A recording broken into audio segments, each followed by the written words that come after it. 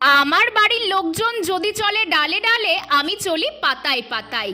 এই বর্ষাকাল থেকে শরৎকাল আসতেই মাথায় হাজারটা চিন্তা শুরু হয়। এদিকে বাড়ির লোকের বক্তব্য ছাদ ভারী হচ্ছে, নতুন গাছ লাগানো যাবে না। আর আমার চিন্তা, শীতের ছাদ বাগানের প্রস্তুতি তো এবার নিতে হবে। তাই শেষ পর্যন্ত এই সিদ্ধান্তে এসে পৌঁছলাম। দেখো, আমার কাছে এত রকমের পুর্তলিকা আছে, আর পুর্তলিকার সিজন তো প্রায় শেষ। টবগুলো শুধু শুধু অকুপাই করে রাখার কোনো মানে হয় না। তাই ঠিক করেছি সব গাছগুলো তুলে ফেলে শীতের গাছ লাগাবো। আরে না, এই গাছগুলোও আমার সংগ্রহে থাকবে। আর কিভাবে সংগ্রহ করছি সেটা তো তোমরা দেখতেই পাচ্ছ।